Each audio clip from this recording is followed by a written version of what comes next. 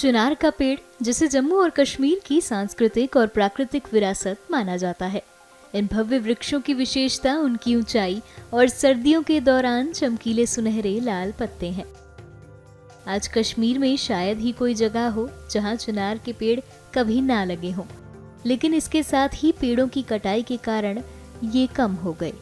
जब भी कोई गर्मी होती है, जब चिनार के पास बैठते हैं, सुकून सा आता है, वहाँ ठंड आता है, वहाँ पे जैसा एसी लगा होता है।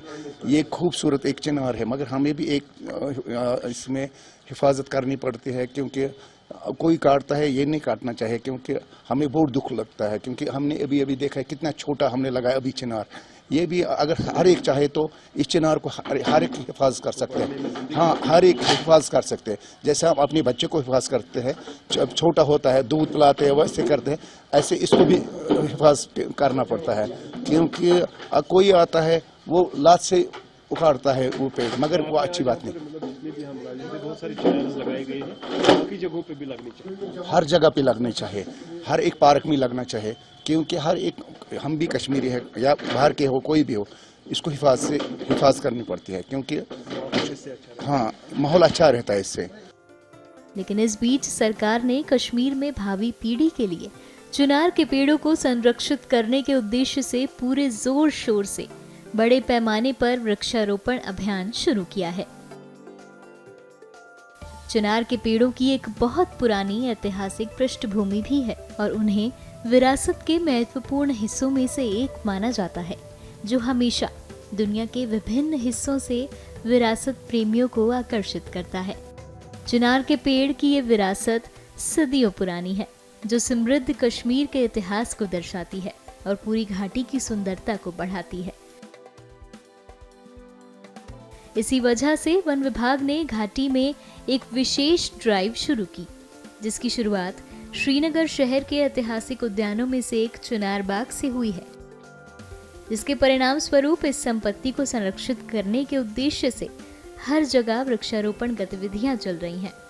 हमने पिछले कुछ सालों में देखा है कि जो हमारी अर्बन एक्सपेंशन हुई है, उसमें हमारे बहुत सारे चिनार जो 100 साल 200 साल या 300 साल पुराने चिनार के ट्रीज थे, वो सेक्रीफाइस करने पड़े अर्बन एक्सपेंशन के प्रोजेक्ट्स में। उनको अब महफूज करने के लिए वो चिनार जो ऑलरेडी एग्जिस्टिंग है, उनको बचाने के लिए या और चिनार लगाने के लिए फॉरेस्ट डिपार्टमेंट ने पिछले 3 साल में बहुत सारे इनिशिएटिव्स लिए हैं। हमने नर्सरीज, जो हमारी फॉरेस्ट नर्सरीज जिनमें हम कॉनिफर्स लगाते थे, उनमें साथ साथ अब हमने ऐड किया है चिनार्स को भी।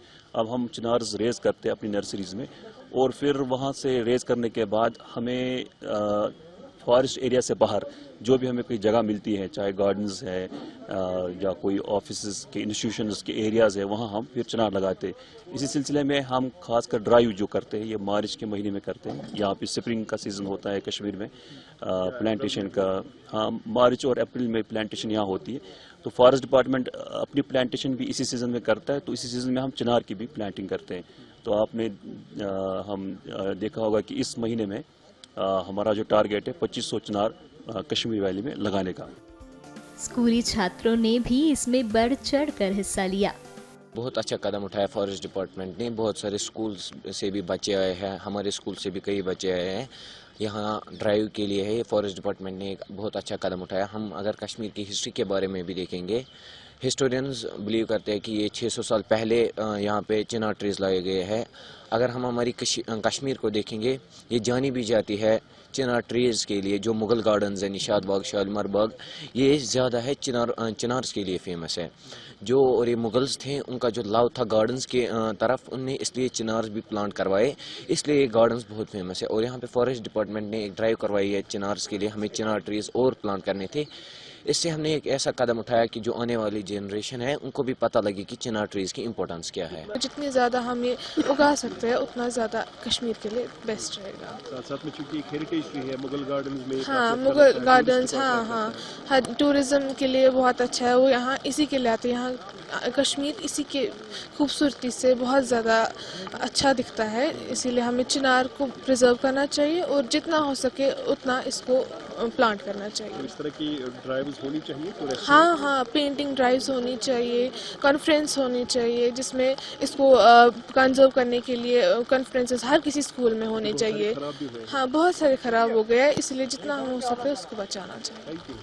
चिनार के पेड़ों के बिना कश्मीर की सुंदरता जो अधूरी है, और यही कारण है कि वर्तमान में हर कोई इस प्रकार के वृक्षारोपण अभियान में भाग लेने के लिए उत्सुक है।